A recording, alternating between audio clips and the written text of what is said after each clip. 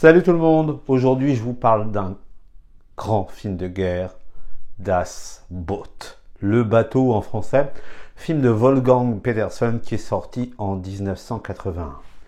Pourquoi ce film de guerre allemand, fait par la société de production Bavaria Films, est très important dans la filmographie des films de guerre, c'est que ça touche l'humanité du soldat, du marin pour le coup, de la façon la plus profonde, la plus intense possible. D'abord, j'évoquerai avec vous l'histoire, le scénario, puis après les acteurs, la production, comme d'habitude le rapport à l'histoire. Vous connaissez maintenant un petit peu ma façon de fonctionner. Le bateau Das Boot, 1981, ça raconte quoi? Ça raconte l'histoire d'un sous-marin allemand, le U-96, qui part en patrouille de La Rochelle pour faire sa moisson de cargos et de bateaux alliés, ni plus ni moins. Et ça raconte l'équipage, l'histoire de l'équipage, donc 50 hommes, qui va faire cette patrouille, aller et retour, et à qui, bien sûr, il va arriver plein d'aventures. Le fait, bien sûr, de devoir couler des navires, évidemment, c'est sa mission, mais aussi de devoir se sauver des navires qui, parce que c'est un jeu de chat et de la souris, la bataille sous-marine, on coule des navires, on évite de se faire couler, et puis il y a ce moment intense, et puis je pense que la plupart d'entre vous l'ont vu, ce moment intense, par exemple, où le navire repousse par 285 mètres de fond, et puis espère que la coque ne va pas craquer, et parce que en fait les sous-mariniers comme les aviateurs en fait ont ce site particulier qu'ils ont quasiment aucune chance ou presque de survie.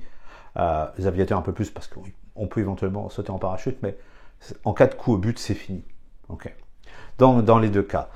Donc c'est l'histoire de ce sous-marin allemand. Ce qui est intéressant, c'est que c'est basé sur un livre, le livre donc le bateau de Lothar Gunther Buchheim, qui a été sous-marinier lui-même pendant la guerre, et c'est lui qui donc le livre. Après, en fait, ce qui se passe, c'est que la société Bavaria Film d'abord voulait faire le film par les Américains pour s'assurer en fait le fait que ce soit très exposé international. Mais l'auteur du livre et puis même la société Bavaria Films se sont dit oh non, ils vont traiter ça d'une façon trop cow-boy, trop américaine, on va rester en Allemagne pour faire le film. Et c'est ça aussi qui est intéressant parce que c'est un film fait par les Allemands. On est 35 ans après la guerre, fallait oser faire ça. Et ils l'ont fait parce que ce qui est intéressant dans ce film, avant tout, c'est l'humanité de ces hommes. Quel que soit le drapeau qu'ils défendaient, et puis là, malheureusement, un drapeau qui restait célèbre dans l'histoire pour son côté totalement destructeur, ce sont des êtres humains réunis ensemble dans une caisse de savon de 70 mètres de long qui essayent de survivre en faisant leur travail de marins-soldats. Donc, à travers ce film Das Boot, pourquoi je dis que c'est un des plus grands films de guerre, à peu près dans les années 80-90, c'est avec Il faut sauver le soldat Ryan, à mon avis, le film où on voit le plus l'humanité à travers la guerre. Et c'est ça que je trouve essentiel.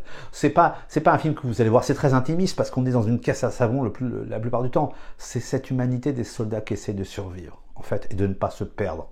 Avec chacun leur idéologie. Il y en a un qui est totalement nazi, mais qui va devenir un peu moins nazi dans le film, alors que les autres, en fait, sont là parce qu'ils font simplement leur boulot de citoyens allemands, entre guillemets. Au niveau des acteurs, eh bien écoutez, j'en parlerai qu'un, c'est Jürgen Prochnow dans le rôle du commandant Heinrich Lehmann-Willenbrock. Il faut savoir que Lehmann-Willenbrock est un vrai commandant de bateau. Il a même participé, le vrai, en tant que conseiller historique pour la production du film. Donc c'est le rôle essentiel, c'est le commandant, c'est celui qui tient tout, c'est le ciment. Et l'acteur, qui avait une quarantaine d'années à l'époque, tient ça d'une façon absolument merveilleuse. Écoutez, si vous voulez un immense acteur pour film de guerre, franchement, là vous l'avez. Là, écoutez, c'est magistral. C'est magistral. Donc, les autres acteurs, ce qui est intéressant, c'est que ce sont des acteurs allemands qui n'étaient pas acteurs. On trouve de tout. Et ils viennent de tous les coins d'Allemagne, ce qui fait que dans la version d'origine, la version allemande, bien sûr, on a tous les accents allemands, le bavarois, le gars de Hambourg, on a un peu tout, le gars de Berlin. C'est ça qui est très intéressant aussi, c'est qu'ils ont réuni des gens pour représenter ce qu'aurait pu être l'équipage d'un sous-marin à l'époque. Donc c'est des gars qui sont pas des acteurs. Puis c'est ça qui est beau parce que ça se voit que c'est des gars, ils réagissent comme seulement, ils ont tous moins de 30 ans, sauf le commandant du bateau, du Das Boot, donc Prochnow. Ils ont tous ce côté juvénile, ce côté réaliste, ce côté vrai.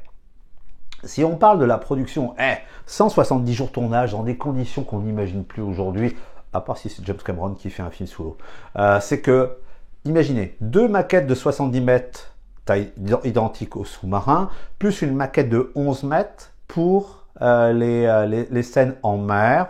Là, vous voyez en photo ce que ça donnait, où c'était un cascadeur qui, en fait, au bout d'une perche, maniait le vrai faux sous-marin. Donc sinon, ils ont vécu 170 jours quasiment, à part une part du tournage qui a été fait en La Rochelle pour les scènes extérieures, avec des Français qui sont sous l'uniforme allemand. Vous imaginez, on est 35 ans après la guerre quand même, hein. Fallait oser pour les figurants. Donc ils ont vécu ensemble quasiment 170 jours dans un hangar avec le navire qui servait donc à l'intérieur du hangar pour les scènes intérieures, l'autre étant à La Rochelle pour les scènes extérieures, donc identiques, et ils vivent à l'intérieur du matin au soir.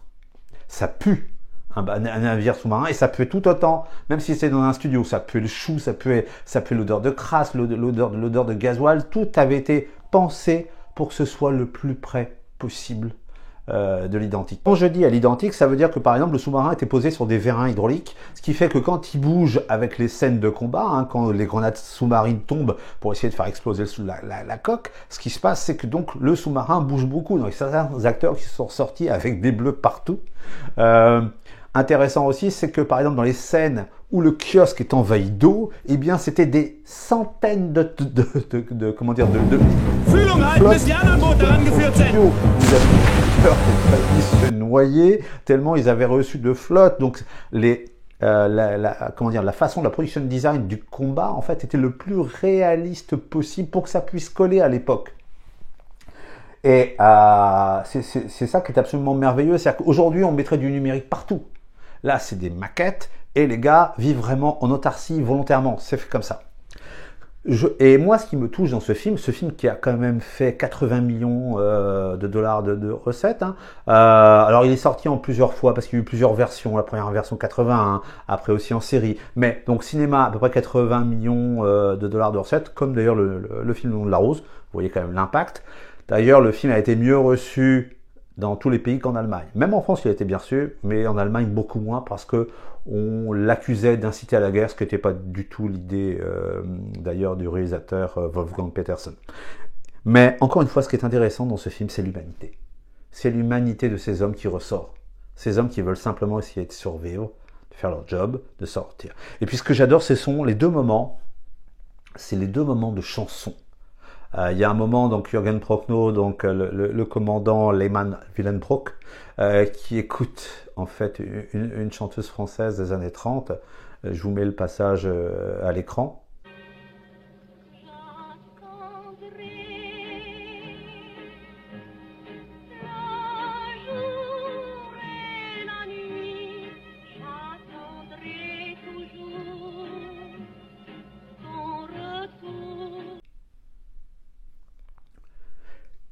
Et l'autre moment fort, c'est quand il chante It's a Long Way to Tipperary, qui est une chanson anglaise. Ils disent on est dans la Royal Navy, et ça montre encore que les soldats, en dehors d'être dans des pays belligérants, donc qui s'opposent, qui vont tenter de se détruire, partagent la même humanité, les mêmes manques, la femme aimée qui manque, les enfants, tout ce qu'on voudra, la solitude, la peur de mourir.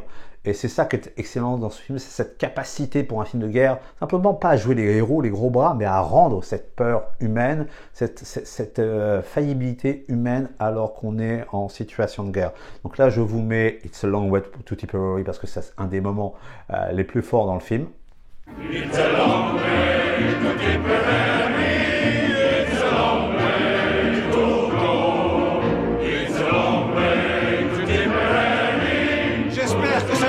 Pas trop vos certitudes idéologiques, lieutenant.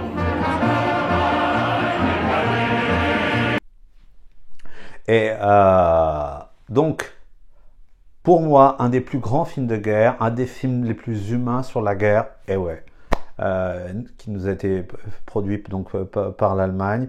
Et puis, ben écoutez, moi je vous dis, voyez-le, revoyez-le, voyez-le en série parce que c'est plus long, hein. C'est 6 épisodes. La série d'origine hein, pour ce qui a été refait il y a quelques temps.